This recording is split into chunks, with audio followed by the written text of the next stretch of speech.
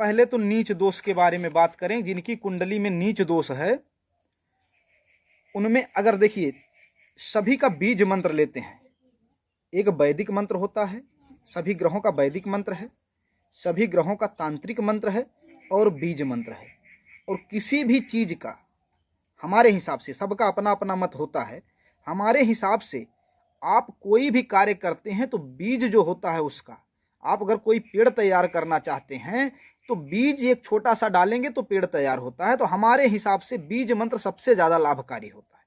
और सबका अपना अलग अलग मत है, उसके लिए हम किसी की बातों को काट नहीं रहे हैं, लेकिन हम अपनी बात रख रहे हैं कि हमारी जानकारी के हिसाब से बीज मंत्र सबसे उत्तम होता है किसी भी दोष को या किसी भी ग्रह को खुश करने के लिए। तो सूर्य के लिए अगर नीच दोष की बात करें तो अगर सूर्य नीच भाव में है तो उसके लिए ओम घृण सूर्याय नमः, ओम घृण सूर्याय नमः, यह जो है सूर्य का बीज मंत्र है। इससे जो है सूर्य को प्रसन्न किया जा सकता है। और चंद्रमा का ओम सोम सोमाय नमः, कितना कितना करना है अभी आपको बताएंगे, पहले आप ये मंत्र सुन लीजिए। चंद्रमा का ओम सोम सोमाय नमः, और मंगल का ओम अंग अंगारकाय नमः, बुध का ओम बुम बुधाय नमः, बृहस्पति का ओम ब्रिम बृहस्पतिये नमः, शुक्र का ओम सुम शुक्राय नमः, शनि का ओम सम शनिश्चराय नमः, उसके बाद राहु का ओम रांग राहवे नमः, केतु का ओम कें केतवे नमः। ये तो हो गए मंत्र, बीज मंत्र जो हमें करना चाहिए। अब इनको कितना कितना करना है, सूर्य का जो मंत्र है वो 28,000 मंत्र जपना पड़ता है और उसका 10%, 28,000 का 10% 2800 हवन करना चाहिए उसके 10% भाग का। मतलब हम जिन मंत्रों का जितना जाप करते हैं उसका 10% हमें हवन करना चाहिए। और चंद्रमा का 48,000, उसका भी 10% हवन करना है। मंगल का 44,000 है, उसका भी 10% हवन करना है। बुध का 41,000 मंत्र है, उनका भी 10% हवन है। और बृहस्पति का 84,000, शुक्र का 70,000, शनि का 1,02,000 और राहु का 80,000 और केतु का 70,000। ये जो है इन ग्रहों को प्रसन्न करने के लिए जो जप किया जाता है, इतने मात्रा में जप करना चाहिए इस आधार पर। और सबका 10% हवन करना होता है। जितना आप जप किए उसका 10% जो है हवन करना चाहिए। अगर हवन नहीं है तो हवन एक ही माला करना है तो 10% आप बढ़ा करके जाप कर दीजिए। उसके बाद एक ही माला से अगर आप हवन करते हैं तो भी आपका संपूर्ण फल मिल जाता है।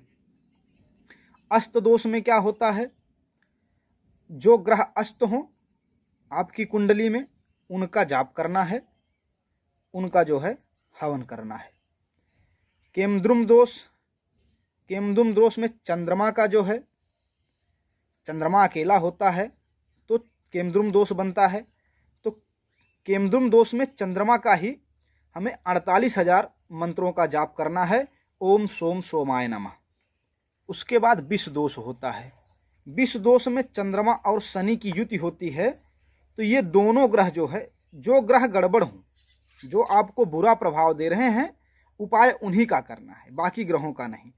तो विष दोष में चंद्रमा और शनि जो है आपको बुरा प्रभाव दे रहे हैं, उनकी युति, तो इन दोनों का आपको जप करना है। तो चंद्रमा का 48,000, शनि का 1,02,000। चंद्रमा का मंत्र जो है ओम सोम सोमाय नमः और शनि का ओम संग शनिश्चराय नमः। इस तरह से इनका जप कर लें। जप कर लेने के बाद में दान क्या करना है यह भी हम आपको बताएंगे। पहले जप के बारे में जान लेते हैं। फिर ग्रहण दोष होता है, जिन मतलब सूर्य के साथ या चंद्रमा के साथ, जिसके भी साथ राहु या केतु हों। जैसे राहु बैठे हैं सूर्य के साथ तो सूर्य के साथ राहु का जप, चंद्रमा के साथ बैठे हैं चंद्रमा के साथ राहु का जप, या केतु बैठे हो तो केतु का, जो हैं उन्हीं के साथ उनका जप करना है। तो सूर्य को जो है 28,000, चंद्रमा का 44,000, राहु का 80,000, केतु का 70,000। तो जो है उन्हीं का करना है। अगर राहु के साथ चंद्रमा की युति से ग्रह दोष बन रहा है तो राहु और चंद्रमा का कर लीजिए, केतु के साथ बन रहा है तो केतु और चंद्रमा का कर लीजिए, सूर्य और राहु से बन रहा है सूर्य राहु का कर लीजिए, सूर्य और केतु का बन रहा है सूर्य और केतु का कर लीजिए। इतना तक तो आप लोग समझ गए होंगे। अब अंधक दोष के बारे में बात करते हैं। अंधक दोष में सूर्य और शनि की युति होती है, तो ये दोनों की वजह से आपके जीवन में बुरा प्रभाव आ रहा है। तो इन दोनों ग्रहों का जप करना है। तो सूर्य का 28,000 और शनि का 1,02,000। अंगारक दोष में क्या होता है कि जब मंगल के साथ राहु या केतु हों तो अंगारक दोष बनता है। तो जिनके साथ राहु के साथ हैं तो राहु, केतु के साथ हैं तो केतु। और मंगल का 44,000, राहु हैं तो राहु का 80,000, केतु हैं तो केतु का 70,000। मंगल का जो मंत्र है ओम अंगारकाय नमः, केतु का ओम किंग केतवे नमः, राहु का ओम रांग राहवे नमः। तो इन मंत्रों का जो है जप कर लेना है, जिससे आपको उससे जो है छुटकारा मिल जाएगा। अब मंगल दोष की बात करते हैं। मंगल दोष में मंगल अकेले ही 1, 4, 7, 8, 12 इन भावों में होता है, तो अकेले ही वो जो है दोष आपकी कुंडली में बना देता है। तो उनके उपाय के लिए आपको सिर्फ मंगल का ही जाप करना है। मंगल का मंत्र ओम अंगारकाय नमः और गिनती 44,000 मंत्रों का जाप करना है। तो आप मंगल दोष का भी उपाय कर लेंगे। 10% उसका हवन करवा देना है, आपका जो है उपाय हो गया और इससे आपको राहत मिल जाती है। और यह शास्त्रों के मत के अनुसार यह 100% सत्य है कि इन उपायों को अगर आप सही ढंग से करवा देते हैं या कर देते हैं तो निश्चित ही आपको राहत मिल जाती है। अब चांडाल दोष में क्या होता है, राहु या केतु के साथ गुरु की युति होती है। तो जिसके साथ गुरु की युति हो, राहु के साथ हो तो राहु की, केतु के साथ हो तो केतु की, इनका जो है जप करवाना चाहिए या करना चाहिए। गुरु का बृहस्पति का 84,000, राहु का है तो 70,000, केतु का है तो 70,000, राहु का है तो 80,000, केतु का है तो 70,000। और मंत्र बृहस्पति का भगवान का ओम ब्रह्म बृहस्पतिये नमः, राहु का ओम रांग राहवे नमः, केतु का ओम किंग केतवे नमः। उसके बाद आता है काल सर्प दोष। काल सर्प दोष में राहु और केतु के बीच में सारे ग्रह आ जाते हैं। इसमें सर्प की भी गणना है। काल सर्प दोष मतलब यह एक्सीडेंटल चीज है, अकस्मात वाली घटनाएं ऐसे व्यक्ति के जीवन में ज्यादा होती हैं। तो इसमें आपको उपाय क्या करना है, राहु का 80,000 मंत्र ओम रांग राहवे नमः, केतु का 70,000 मंत्र ओम किम केतवे नमः। उसके बाद सर्प गायत्री 5100 मंत्र, मतलब 5100 मंत्र सर्प गायत्री का। सर्प गायत्री आप चाहें तो नोट कर लीजिए। नवकुलाय विद्महे विषदंताय धीमहि तन्नो सर्पः प्रचोदयात्। एक बार फिर से सुन लीजिए। नवकुलाय विद्महे विषदंताय धीमहि तन्नो सर्पः प्रचोदयात्। ये जो है 5100 जो है इसका जप करना है। और सर्प सूक्ति का पाठ 108 बार करना है।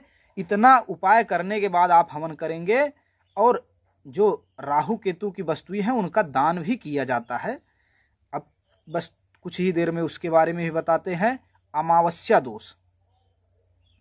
अमावस्या दोष क्या होता है, चंद्रमा जो है सूर्य के साथ युति कर लेता है और चंद्रमा अस्त हो जाता है। तो ऐसे व्यक्ति को चंद्रमा का जाप करना चाहिए। चंद्रमा के वही 48,000 मंत्र ओम सोम सोमाय नमः आपको करना है। और उसके जप से आपको चंद्रमा आपका ठीक हो जाएगा और आपकी मानसिक स्थिति जो है सही हो जाएगी और आप बीमारियों से भी छुटकारा पा जाएंगे। शकट दोष, गुरु से देव गुरु बृहस्पति से 6, 8, 12 में अगर चंद्रमा हो तो शकट दोष बनता है। और शकट दोष का उपाय क्या है, गुरु का मंत्र 84,000 ओम ब्रह्म बृहस्पतिये नमः, चंद्रमा का ओम सोम सोमाय नमः 48,000। इसको करके आप हवन कर दीजिए, निश्चित ही आपको लाभ मिल जाएगा। अब आता है जड़ दोष। बुध और राहु की युति से जड़ दोष होता है। बुध और राहु जब एक साथ हों तो जड़ दोष होता है। इसके उपाय के लिए हमको बुध के मंत्रों का ओम बुम बुधाय नमः और राहु का ओम रांग राहवे नमः, बुध का 41,000, राहु का 80,000 जप करके या करवा करके उसके बाद में हवन कर दीजिए 10%, मतलब उसके 10% मंत्रों का 10%, जितना आप 80,000 मंत्र जो है जप किए तो उसका 10%, 8,000 हुआ, 8,000 मंत्र का हवन कर दीजिए। नहीं 8,000 होता है तो आप 8,000 मंत्र फिर से जप लीजिए और एक ही माला से आप हवन कर दीजिए, तो भी वही स्थिति बनती है, वही फल मिलता है और आपकी समस्या से आपको निराकरण हो जाता है। और दान करने का महत्व आपको बता दूं, जैसे आपकी कुंडली में कोई दोष है तो आप उसका उपाय करवाने में अभी सक्षम नहीं है, आप टाइम लग सकता है, तो आप दान दे करके तात्कालिक प्रभाव उसका मिलता है। अगर आप उन ग्रहों के वस्तुओं का दान करते हैं तो निश्चित ही आपको उसका फल मिलता है और तुरंत मिलता है, जल्दी मिल जाता है, उसमें उतना टाइम नहीं लगता है। सूर्य के लिए गुड़, लाल वस्त्र और तांबे का बर्तन। चंद्रमा के लिए चावल, सफ़ेद वस्तुएं, घी, चांदी, दूध, दही, ये सब दान किया जाता है। मंगल के लिए लाल वस्त्र ही, गुड़, लाल वस्त्र या फिर तांबे का बर्तन, जो सूर्य में है वही मंगल के लिए भी है। बुध के लिए हरी सब्जी, हरे वस्त्र या जो भी हरी वस्तुएं हैं वो सब बुध के लिए दान दिया जाता है। गुरु के लिए भगवान देवगुरु बृहस्पति के लिए पीले वस्त्र, दाल, केला, सोना या सोने से बने वस्तुएं का दान किया जाता है देवगुरु बृहस्पति के लिए। शुक्र के लिए वही चंद्रमा वाली वस्तुएं, चावल, सफ़ेद वस्तुएं, घी, दूध, दही, चांदी, ये सब शुक्र के लिए। शनि के लिए लोहे से बनी वस्तु, खाने वाला तेल, काली उड़द, काले वस्त्र, ये सब जो है शनि के लिए दान किया जाता है। राहु केतु के लिए भी यही लोहे से बनी वस्तुएं, काली उड़द, काले वस्त्र, ये सब मतलब शनि की ही चीज़ें राहु और केतु के लिए भी दान की जाती हैं। तो मित्रों, आपको इस वीडियो में दी गई जानकारी कैसी लगी हमें कमेंट करके ज़रूर बताइएगा। अगर आप आखिरी तक आए हैं और आप नए हैं तो चैनल को सब्सक्राइब जरूर कर दीजिएगा। नमस्कार, राधे राधे, जय श्री कृष्णा।